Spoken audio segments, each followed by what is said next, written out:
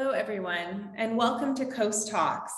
My name is Julie Angus, co-founder and CEO of Open Ocean Robotics and one of the team members behind the Coast Talks series. I am opening today's event from the territories of the Lekwungen peoples, today known as the Esquimalt and Songhees nations, as well as the territories of the Husainish peoples, including the Sartlip, Pakwachin, Sayut, Saikom, and Malahat nations. Coast is committed to working with First Nations and to respecting their long-standing relationships to the lands and waters, as well as their leadership as innovators and stewards of these territories.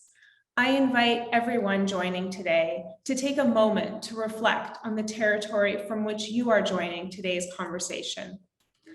For those new to Coast Talks, COAST stands for the Center of Ocean Applied Sustainable Technologies, a new ocean innovation hub based in Victoria, BC.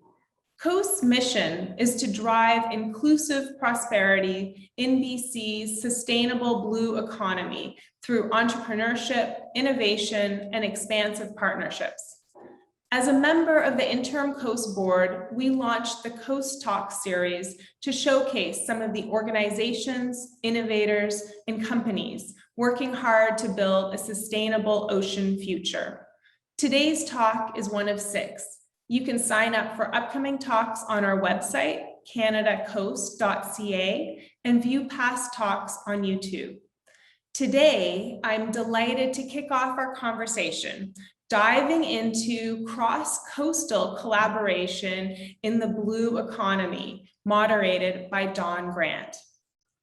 Dawn Grant is the Executive Director of the Ocean Startup Project and a member of the Coast Interim Board. As a partner of Leeway Marine, Dawn is no stranger to the oceans and ocean-related technology. In early 2020, he took the helm of the Ocean Startup Project to grow the quantity and quality of startups contributing to Canada's ocean economy. For this work, Dawn draws on his in-depth expertise in business development and law, experience co-founding a startup, and working at a multinational company, as well as experience managing complex government projects. He is a delight to work with, and we are very grateful he is leading today's Coast Talk. Over to you, Dawn. Thanks so much, Julie. I am just thrilled to be here today and thrilled to be a part of this incredibly important Coast initiative. As mentioned by Julie, I am the Executive Director of the Ocean Startup Project, and my pronouns are he, him, his. The Ocean Startup Project's mission is to make Canada the best place in the world to start, foster, and grow an ocean company.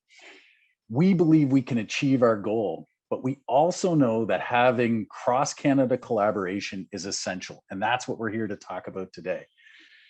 The ocean really is getting more attention in Canada, and we are seeing really an uptick in engagement and new startups in this space in Canada. But we really need to work together as a nation to make this happen. And so I'm so excited to have these 3 people joining us today, and I'm going to introduce them in different parts here as we move along through the presentation. But you've got 3 people here today talking about various different initiatives that they're working on and part of, all feeding in together. And what that is going to do, that collaboration, that synergy, it's going to make us the best place in the world to start, foster, and grow an ocean company. And it's also going to make us an ocean nation. So one person who spends almost all of her time making Canada an ocean nation is Melody Pardoe. Melody is the Chief Engagement Officer at Canada's Ocean Supercluster. The Supercluster is in its 3rd year and has been very successful, especially in creating more engagement at all levels of government and industry. So I just want to welcome in Melody. And Melody, you're going to give us a little presentation on the Ocean Supercluster and some of the things you're up to. I just don't think there's anybody busier in oceans than you. So really looking forward to hearing from you today. Thanks, Dawn. I'm sure all of the startups are much busier than I am, but appreciate that. So great to be here with everyone today. Really looking forward to the session. Before I dive in, I just do want to say that I would be delighted to connect one-on-one with anyone here in attendance today. And if you're interested in learning more about the OSC, even after today's session, so please don't hesitate to reach out. And so with that, I'd like to start by showing a 2-minute video.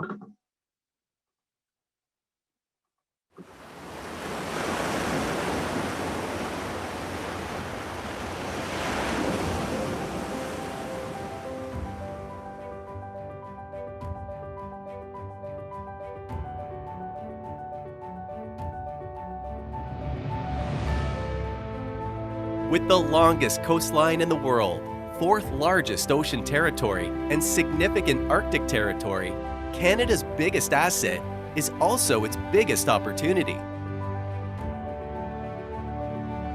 Our ocean story has a long history that has helped shape us as a nation, providing a source of food, energy, transportation, business, and a way of life.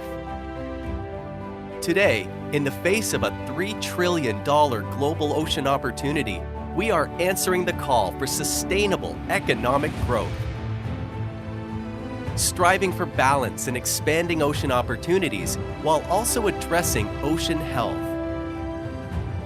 We are building solutions to shared ocean challenges for the global market, developing cutting-edge ocean technology, facilitating greater connectivity, increasing data exchange, expanding talent, capability, and diversity, and making this the best place to start and grow an ocean company.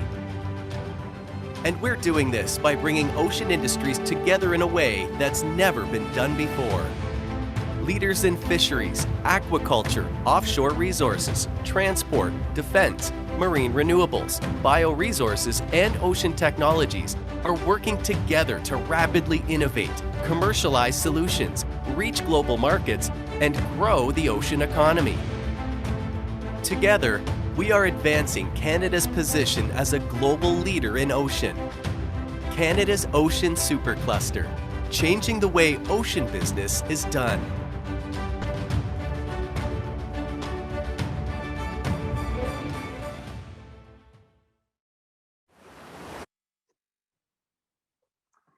As Don said, we are an ocean nation.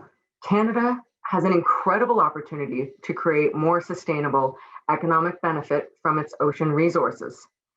The Ocean Supercluster provides a unique outlet for Canada to take a quantum leap as a leading ocean nation. All of our OSC programs were designed to facilitate collaborations that impact the achievement of unprecedented growth.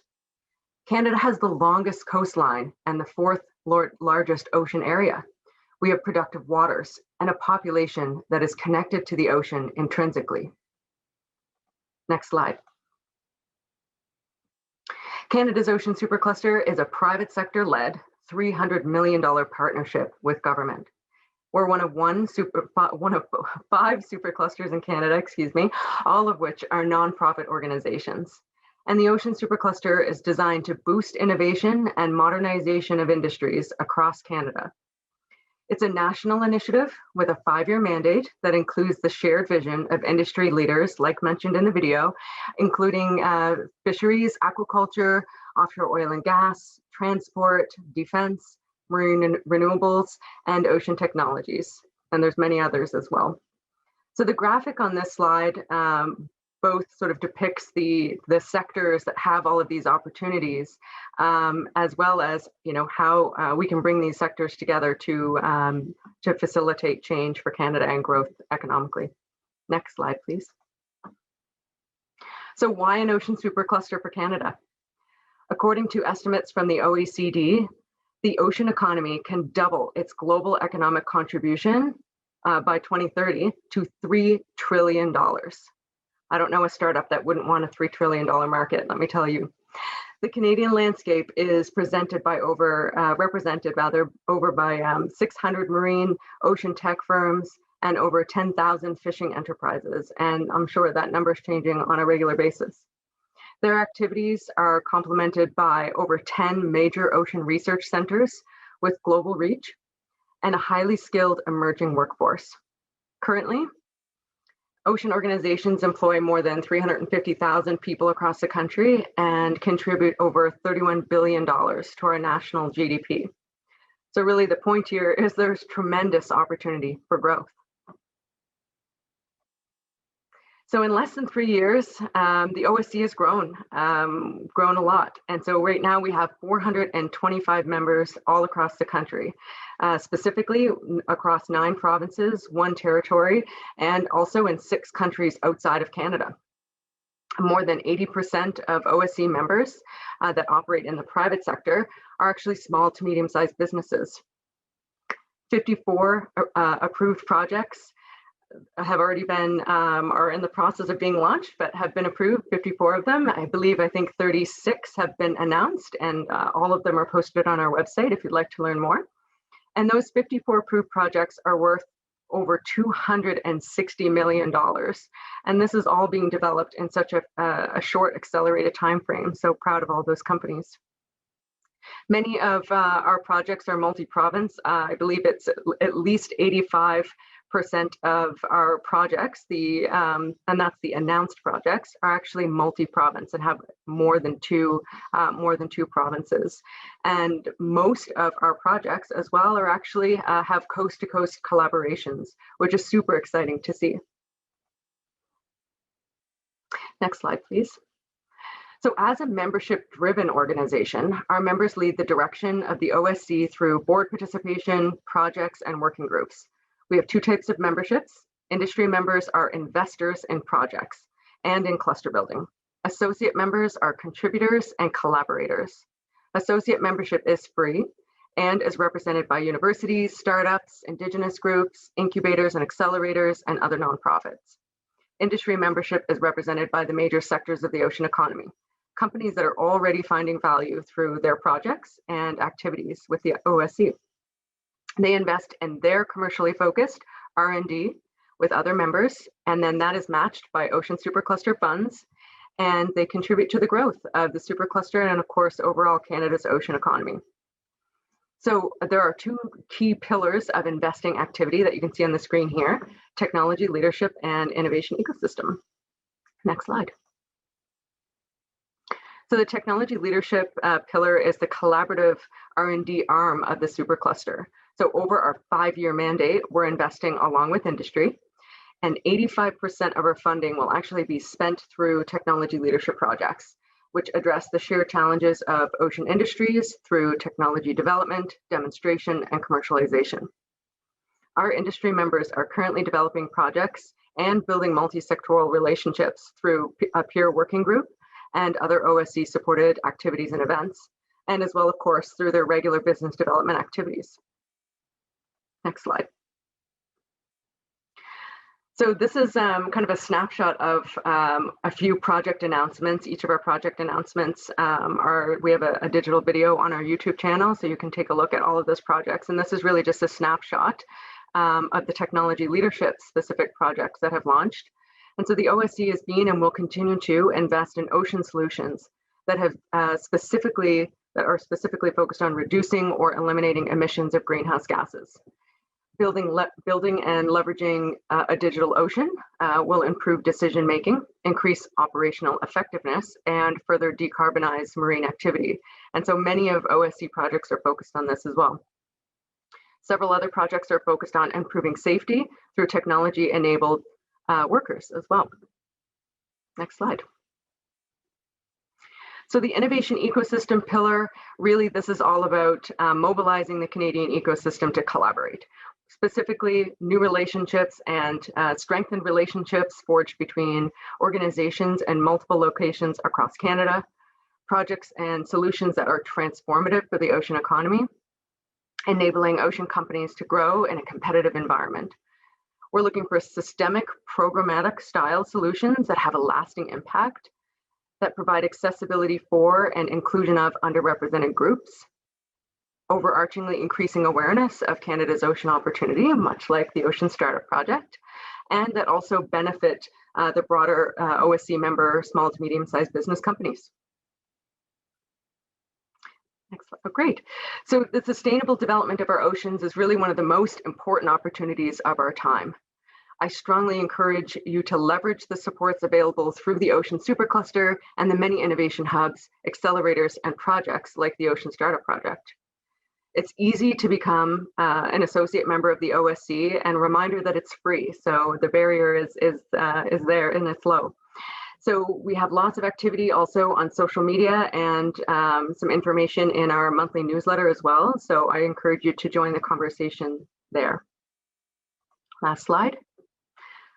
So here's my contact information. Please reach out if you have any questions. Our website is there, and also encourage you to check out canadasoceanassets.ca. Thanks again for your time and your interest in this event. Thanks, Melody. That's excellent. And folks, just so you know, you will have opportunity to ask Melody and all of our panelists questions as we go along. I also want to just take this moment to encourage you to introduce yourselves in the chat. It's a great way to get to know people. If you have asks, if you need things, you never know what kind of connections you might build just by throwing your name and your organization and what you do in the chat, and maybe even making an ask. But also place any questions you have for any of our panelists in there as well. I just want to reiterate what Melody said about signing up for an associate membership with the OSC. The benefit far outweighs the 5 minutes it's going to take you to actually do that. And I'll give you an example of just something that happened with one of the very early stage startups in our most recent cohort. They signed up for an associate membership. They were asked to do a blog on the Ocean Supercluster monthly newsletter. By doing that, the connections that they made because of that blog post and the reach that newsletter had were incredible for them. And it's opened up all sorts of new lines of opportunity in business. So really think about that. And if you have the 5 minutes, I really would encourage you just to take those and jump in there with the Supercluster. They're doing really good work and really leading the way for us as to make us a really strong and vibrant ocean nation and capture all of this opportunity that exists, like Melody mentioned. Okay, now I want to take us to Eric Siegel. Eric Siegel is, his title right here in his bio is Executive in Residence at the Ocean Startup Project. Eric is way more than that. That's a lot in itself, but Eric has just a really huge portfolio of things that he is working on in the ocean space. But he comes to us from a space where he was in industry for 15 years with an incredible reputation, worked with RBR, other multinational corporations. We are so lucky to have him as our executive in residence with this project. And he's also a physical oceanographer. So he is, he just brings a wealth of experience to what we're doing. I'm going to turn it over to Eric just to give us a little rundown on the Ocean Startup Project and what he is working on in the ecosystem and all of the opportunities that exist. So Eric, over to you. Thanks, Don. Thanks, Melody, for the nice intro as well. So my name is Eric Siegel, pronouns he, him, his. And as Don said, I'm the executive in residence for the Ocean Startup Project, also the Ocean Frontier Institute and Creative Destruction Labs Atlantic, the Ocean Stream. I want to speak a little bit about what I see are the opportunities for startups in Canada, particularly the ecosystem, and what we're trying to build here. So I would love participation here. If this was a normal sort of in-person session, I would ask what we're looking at here, but probably many of you have already guessed it's the air traffic patterns in Canada. And this is how I think the Canadian ocean ecosystem should look like and should work. Instead of transporting people all over the country and internationally, we should be transporting information and partnerships and so many things to create successes for everyone. Canada's really too small to separate into certain regions, and we know we're stronger together. And the single most, so an interesting example is the single most common connection that we had in our first cohort for the Ocean Startup Project, the challenge, was an interconnectivity to the University of Waterloo, which you wouldn't think of for an ocean startup organization or ocean startup place, but Waterloo was connected all over the place. They had people, experiences, technologies that was branching out all over the place, but they didn't have specific links outside of Ontario. So we were helping build things in East Coast and West Coast and the North, and it's that kind of connectivity that the ocean ecosystem can build. Now, this is a picture of the Blue Nose schooner. And I don't want the people on the West Coast to think that I'm starting with Atlantic Canadian bent. So I just want to remind everyone that the Blue Nose is on the Canadian dime. So this is a Canadian thing, not just an Atlantic Canada thing. But it's a short story, which is 15 years ago when I was starting my first ocean technology company in Halifax, there was no ocean ecosystem. There was no formal mentorship programs. There was very little awareness about investments, minimal connectivities, and there was certainly no United Nations decade of ocean science to create hype. But Canada was thinking ahead a little bit, and an organization in Atlantic Canada chartered the Blue Nose schooner for ocean tech companies to come and have a cocktail party to create connections and really to show that they valued us. And it was a pivotal moment for me because at the moment, I realized that Canada is where oceanographers can feel like rock stars. And that's not a common thing the rest of the world. And so the good news is things have really advanced. We've aligned the ecosystem, and we are really here to help support you in your journey to become your own rock star. So let's talk a little bit about Canada's ocean startup ecosystem and opportunities for ocean startups to lead the world and make a difference to the planet. So the ocean ecosystem, as Melody has helped me understand, is really wide and deep, and that's what an ecosystem is, lots of different players. And there certainly are too many players within the ecosystem to really mention here. But these are the ones that I'm involved in, and I think they're really well aligned. And I just want to walk through them very briefly, and then we'll talk about what they're actually doing. So starting with the concept that in Canada, we want to try to inspire, initiate, and invest in more companies to have more ocean technology organizations. And at the very beginning, at the inspiration stage, is really the Ocean Frontier Institute that's doing really core frontier-focused ocean science, trying to influence both policy and innovation to stimulate some ocean technology companies. That's either spin-outs from that innovation or innovation that existing companies can leverage and start using. From there, we have the Lab to Market Oceans program. We have the Ocean Startup Challenge, which I'll speak a little bit more about. We have the Creative Destruction Lab Oceans stream. And then going more globally, we are all collectively part of the 1,000 Ocean Startups, which is a global coalition to create more attention, mentorship, and investment in ocean startups around the world. So very briefly about the Ocean Startup Challenge. This is focused on early stage companies, very early stage companies. They may have a well-conceived idea or early stage product development, but they don't necessarily have a fully fledged prototype, and they don't necessarily have any sales history. And within the Ocean Startup Challenge, we try to connect these companies with mentorship and training support through the Emerging Innovators Program. We also give them a modest amount of funding to support technology and business development. And the real goals are to help them over a period of time define their market and what their MVP is, that's minimal viable product, to help them develop a business model and a strategy, and really to cultivate partners and customer relationships. And Ocean Startup Project really is focused across the whole array of the ocean market, which we think of as fisheries and aquaculture, marine shipping and transportation, offshore energy, bioresources, and defense.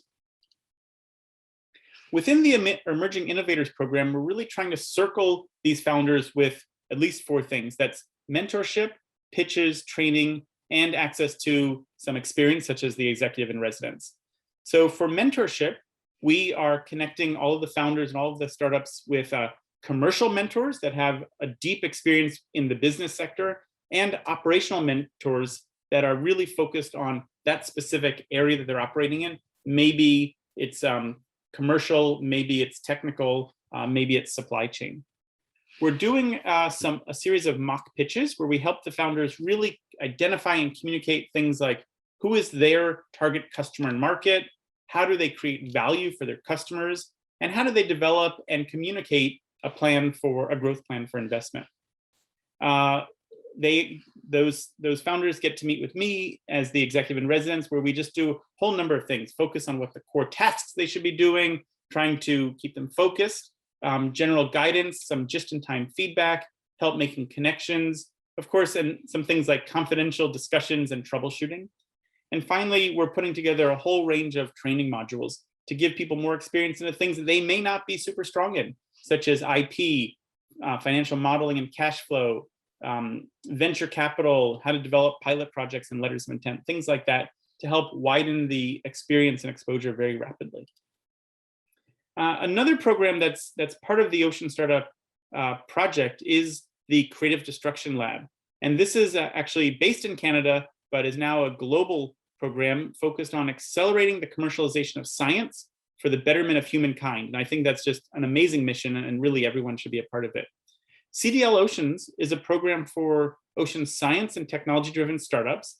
And the point is to have the founders meet a really world-class group of investors, entrepreneurs, and scientists. And that cohort of mentors really helps them focus and set very concrete and measurable short-term objectives. That's what they do. And what we find that comes out of it organically is the opportunity to raise dilutable funding, the opportunity to develop really good partnerships, and establish some pilot projects. So let's talk about the power of ecosystems. I really think it should look like this air traffic control map, and sort of overlaid on that are some of the core things that I think we're developing and achieving here, which is networking, partnerships, funding opportunities, developing pilots, a peer cohort where you can talk to your own fellows of people that are working through similar challenges, and clearly growth and hiring. Access to really good people is important for your growth.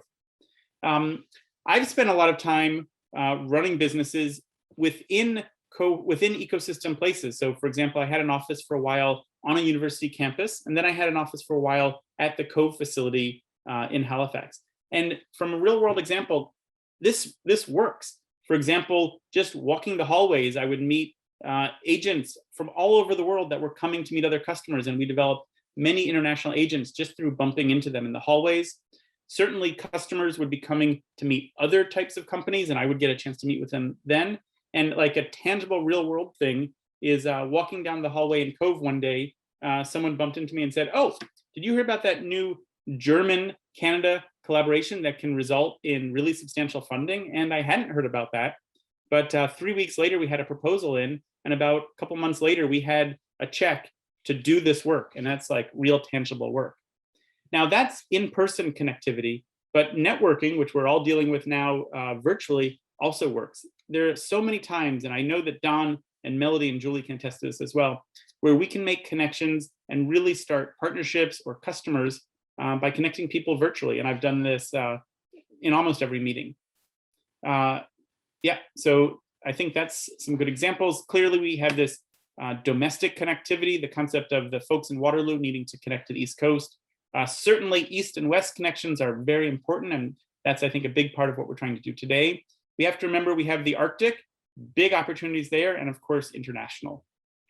And then the opportunity in Canada is just so exciting. The sectors are growing in fisheries and aquaculture, bioresources, shipping, energy, defense, and there are a lot of overlapping areas within each of these sectors that you can compete in a couple areas.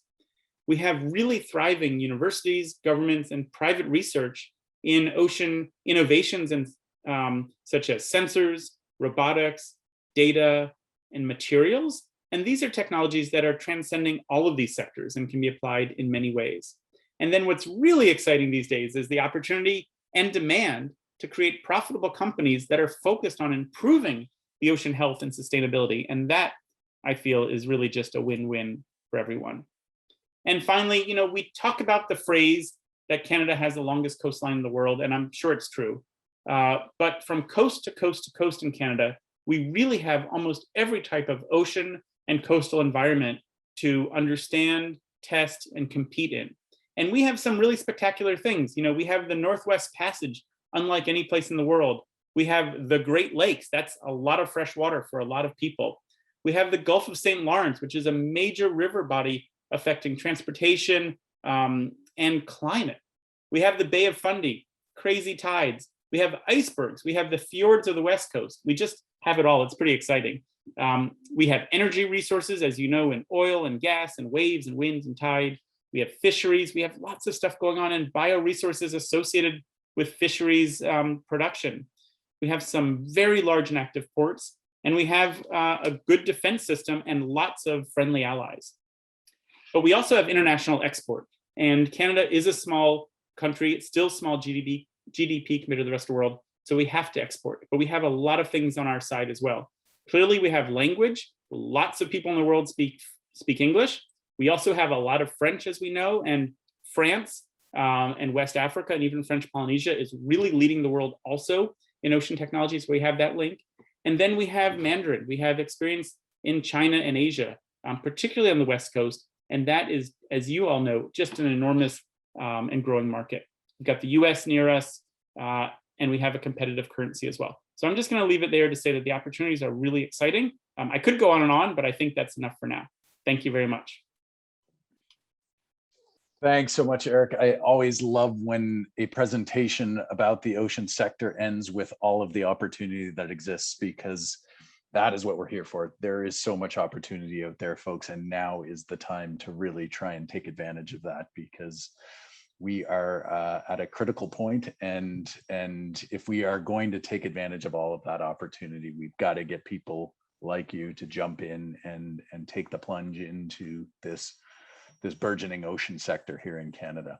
Okay, I want to keep us moving. We're a little behind time, so I want to get us over to Derek Pizzoli, who is the co-founder and CEO of Seahawk Robotics. Seahawk partners with academic and industry leaders to develop marine drones and maximize access to ocean data while minimizing impact to the environment. Derek's going to provide an overview of the applications of his technology for multi-domain drones and the critical role entrepreneurial accelerators play in scaling ideas into thriving companies. Welcome, Derek. Derek has been with us in the Ocean Startup Project. He was one of our first winners in the Ocean Startup Challenge.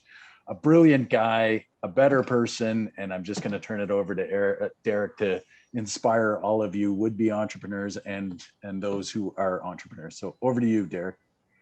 Thank you so much for the kind words, Don, and thanks to the organizers of the event for including us. We're really happy to be here to talk about how we fit into the ecosystem.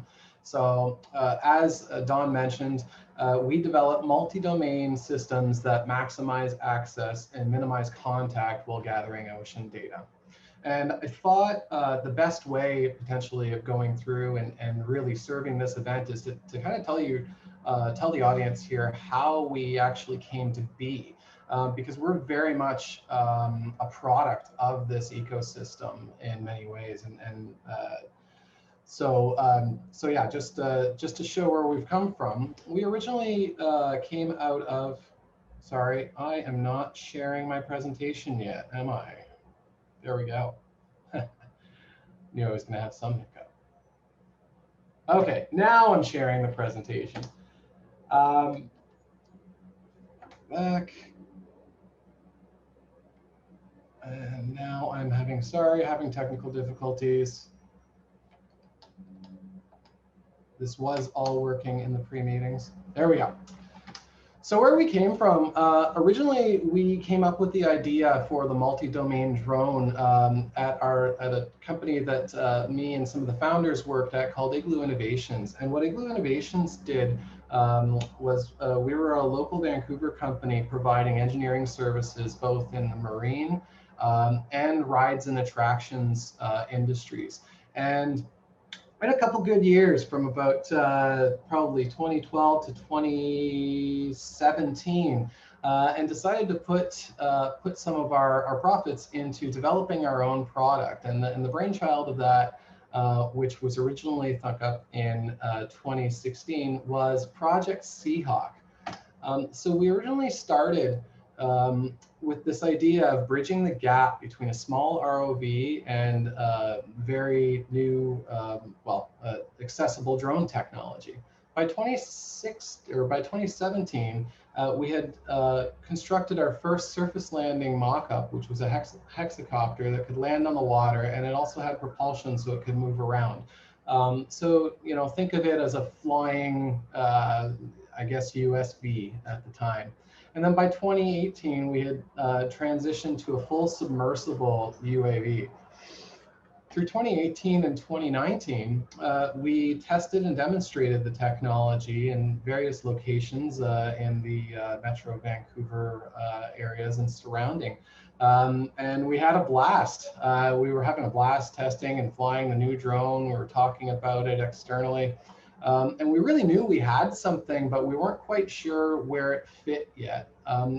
The original inventors of the technology had an extensive marine background, but most of this was in heavier industries such as oil and gas, subsea equipment, and then actually U.S. Navy rescue subs is part of our pedigree as well.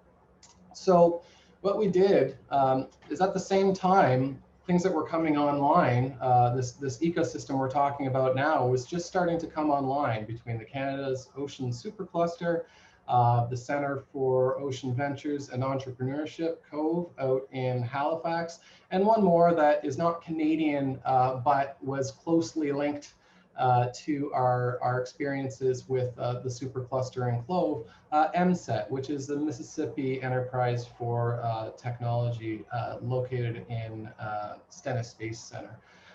These three, organizations were actually critical to helping shape what we were going to do with this technology. And it ended up boiling down to some very simple needs. Between market feedback and different interests, the need for this technology ended up boiling down to some very simple needs, which were to fly, float, and sense. And out of that, we came up with the idea of the F4 vehicle platform, which is the floating quadcopter. It flies, floats, deploys sensors via an onboard winch.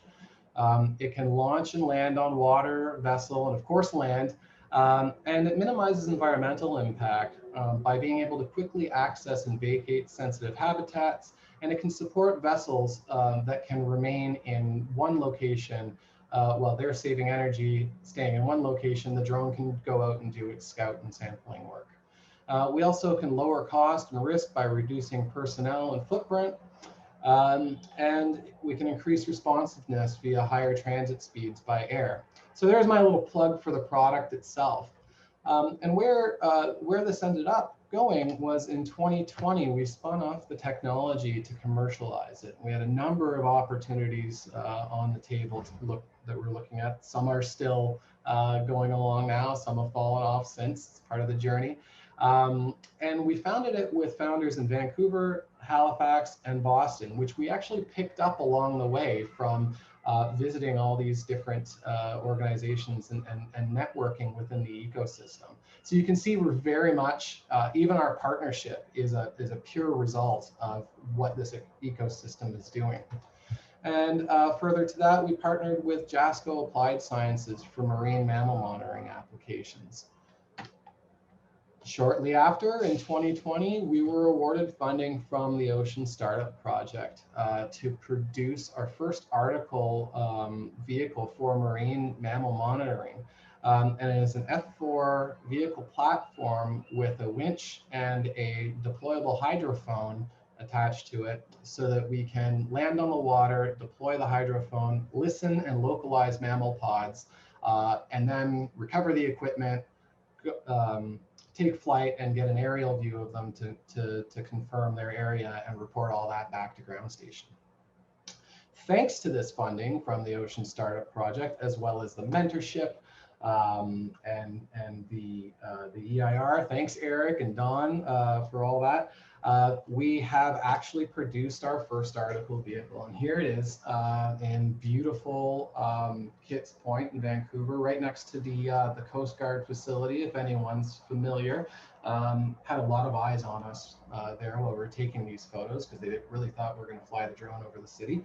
But here it is on its photo shoot recently, and also some early water testing of it as well.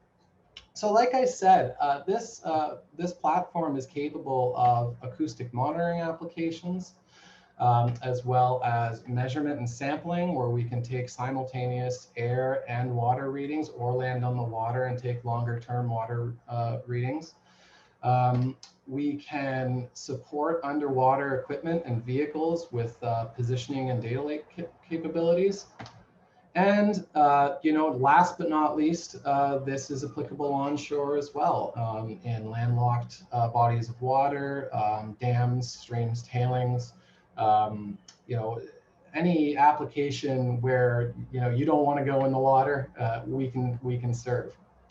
So I mentioned along the way, we picked up a good team through the networking, through the various parts of the ecosystem. And this slide is just to show how diverse and wide stretching this team really is. We have essentially a tri-coastal leadership and advisory team, both on the East and West Coast and the South Coast of the US. And we have people from Halifax, Boston, Vancouver, Folsom, Louisiana, and there's a few more on here as well that are starting to come online as well. Because of this, we have a global reach. Through our networking connections, we have made several inroads with new clients and partners globally, and we are continuing to expand this through primarily through this exact ecosystem that we're talking about. That said, we're ready for takeoff. And it's all pretty much thanks to this marine innovation and entrepreneurship ecosystem we're discussing today. Our outlook is great. We're flight testing this summer. We are actually in the process of negotiating some US deliveries for 2022. The details of those are confidential right now, but once we know something, we'll tell the rest of the community. And we've been shortlisted for the Ocean Startup Challenge 2021 in the growth stream. We are opening a funding round in Q4 2021. And going forward, we're definitely going to be promoting and leveraging this ecosystem to build relationships on all coasts. And that's capitalized, for the event. So for anyone interested from the angle of being a startup, I very much encourage others to get involved and get involved early like we did. Like I said, we were involved and talking and networking within various groups at the onset, just when Cove and the supercluster were coming online. You get back more than you put into it, and Seahawk is very much a testament to that. Our partnership, our technology, and our overall business would not be here without this. In a way, we're born of the ecosystem itself. So with that said, here's some contact information for us, or for me. Feel free to reach out at any time, and I am done. I'll go back to that so you can copy it down if you'd like. Thanks so much, Derek. That is fantastic. I'm so excited to see you doing the testing out there in Vancouver and all that has happened to your company over the last, well, probably 6 to 12 months. It's really impressive to see that growth. You are exactly the living embodiment of what we're talking about here is how do we have this cross-sectoral, cross-country ecosystem, and how do we build it? And your advisors are from all over Canada and the world, really, and you are exactly that living embodiment of what we're trying to do. So really appreciate you taking the time. And folks, just so you know, our latest round of Ocean Startup Challenge applications, we had a tremendous uptake from British Columbia. We had Alberta, Saskatchewan, Manitoba. We had every province, 9 provinces across this country and 1 territory represented. So we're really excited to see that growth. I want to get into the questions because we really don't have much time at the moment. And Derek, if you would stop sharing your screen and I could get everybody on camera, that would be fantastic. Folks, I want to encourage you also to put your questions in the chat like Alicia just did, but I just want to welcome everybody in and get this conversation started. So Melody, I'm going to come back to you. You started us off here, but you're working so hard on really pushing Canada to be a really strong ocean nation. And I want to talk to you a little bit about what you consider the strengths to be in Canada and what leads you to believe that we can be a really globally competitive ocean nation. Great question, Don. Thanks. And great presentations, Derek and Eric. Thanks for those. So I think Canada's strengths are really bolstered by our increasing ability and desire to collaborate and to leverage multi-stakeholder experiences that help us gain better outcomes, hopefully export world-leading solutions. And more now than ever, I think, companies are able to build partnerships outside of their sort of previous usual business circles because of how relationships are now being fostered and nurtured virtually. So I think that's a great opportunity for us. And so the Ocean Supercluster as a network is focused on building an ocean economy that is more digital, more sustainable, and of course, more inclusive. So just to take a few quick seconds to point maybe to some examples of projects that really feed into that and show sort of the leadership that our members and stakeholders are showcasing. So for sustainable, we know marine shipping is a large emitter of greenhouse gases and something that society and industry rely on heavily. So our projects are accelerating the development of both transitionary fuels like Catal, which is a project that's led out of Alberta, and also the ability to electrify larger vessels like ferries. And so we have an energy storage project that's led by Corvus out of BC. Another, on the thread of sustainable, which most of, or all of them are really, is led by Denova, who are from Nova Scotia. And so that's a great example of the circular economy opportunity that Canada has a large strength in as well. So really taking their project is about taking the emissions output from oil and gas and using it for the development of sustainable aquaculture feeds. It's another great example. And then for digital, there's the Digital Ship in Service project, which is an East Coast and West Coast partnership that uses digital twins to more efficiently monitor and maintain vessels, which leads to better performing vessels, less time out of service for maintenance, and more benefits. And then regarding inclusion, through projects like our Indigenous Career Pivot, Blue Futures Pathways, and Ocean Allies, Supercluster members really have an opportunity to build their organizations with diverse perspectives at the table. And really that leads to better innovations as a whole when you have diverse perspectives at the table. And so tying back the question finally on strengths, I would also say that through reconciliation and building strong relationships with Indigenous communities, we can really make decisions that impact the ocean with a more holistic, long-term view. And so I think that is a strength we should be better leveraging. Yeah, I love that, Melody. That's just so profound and so important. Great answer to that question. So, Eric, Derek, do either of you want to jump in there and add anything? I've got questions for both of you, but if you have any comments on Melody's and anything to add, feel free to jump in there. Hard to compete with Melody's great answer. Yeah, no, fair enough. Okay, Eric, so we've talked a lot about, an ecosystem and we throw that word around and a lot of people don't necessarily know what that means. And I've been working in this for 18 months and I'm not confident I always know exactly what an ecosystem is and why it's so important. So can you talk to us a little bit about your interpretation of what a strong, vibrant ocean ecosystem looks like in Canada and where we are on the continuum on that right now? Yeah, I think an ecosystem is where things grow and are healthy, right? So we think about someone farming cows. If you just have a whole lot of cows, that's not really an organic, healthy, vibrant ecosystem. It's a place that has lots of things. So that's really good mentors, lots of investors, partners that want to get involved, other companies, supply chain, that whole thing. And we're working on creating all of those. On the mentor side, we know that's important. There's a lot of documentation that's shown that companies can be more successful if they have some guidance, some trusted guidance. And we have in Canada lots of great people, and we're trying to understand that. We're trying to help them understand that they can be good mentors and even give a little bit of mentor training. It's like in school, we've all had teachers that probably have all been brilliant, but they haven't necessarily been effective teachers, but they can learn how to be good mentors. So we're working on that. But I think an important thing is that there's a lot of access to the ecosystem. So that means on-ramps. Derek made a good point, which is to get involved early. And so that probably gives you the longest path, which is good. But this is not a sausage factory. It's not like input at one end, output of the other, and you haven't missed an opportunity.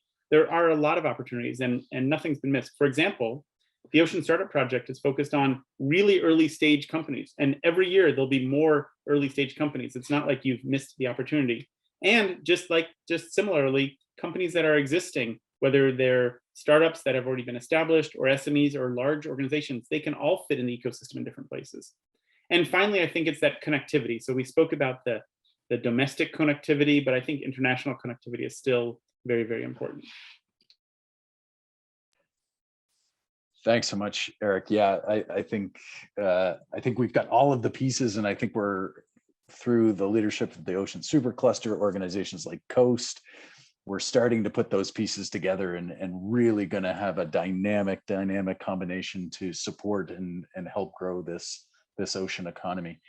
Derek, we're running out of time. I've got a million questions for you, but one that I really want to focus in on is Coast, and we are here doing Coast Talks, and as a startup in the ocean sector, you're out in British Columbia. We're talking about a national ecosystem, but just tell me your thoughts on what Coast could mean to the region in British Columbia and to Canada, and what do you think it needs to encompass, and what would you like to see the culture be for a place like Coast as a startup founder?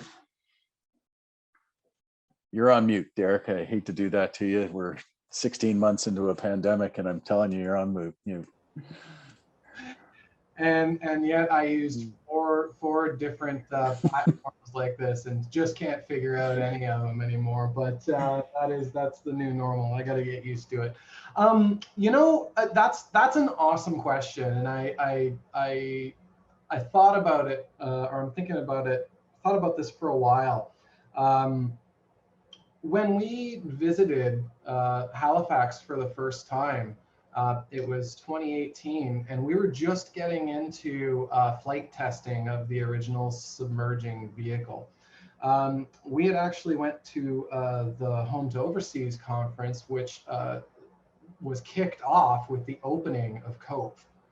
And you can ask around the network if you want. I said, we need this out west.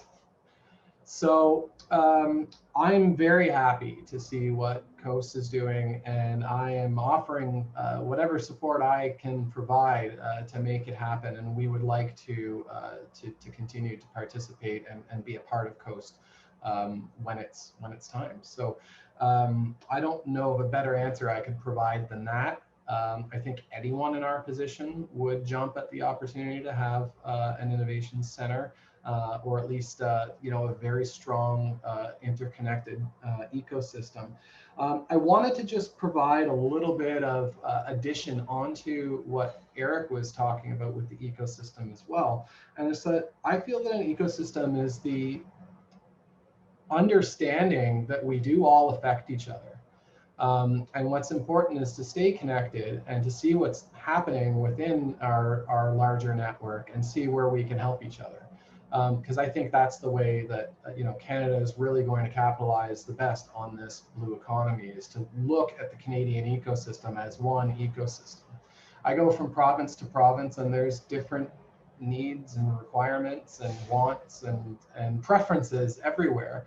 But if we're all connected and we can understand each other and how we affect each other within this business ecosystem, then I think we'll have a much higher chance of success at really realizing part of that 3 trillion in 2030. So I hope those are helpful answers.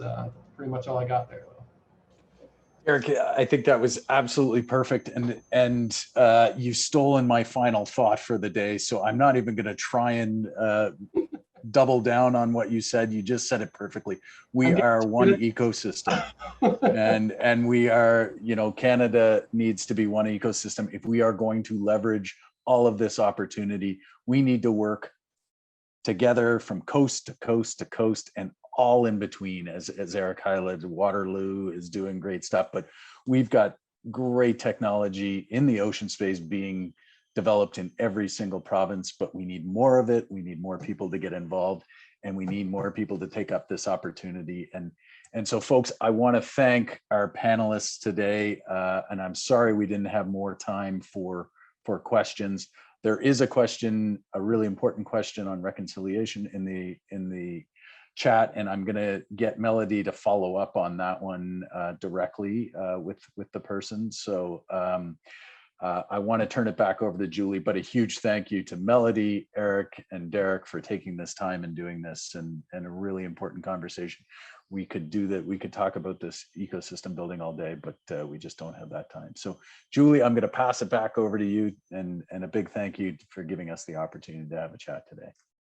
Well, thank you all for sharing your time with us today. Thank you, Dawn, for leading the conversation, and Eric, Derek, and Melody for the lively discussion. It was really fascinating. I learned so much about the incredible ocean ecosystem we have in Canada, and also that this is a country where we can be ocean rock stars. So maybe my kids will finally think I'm cool.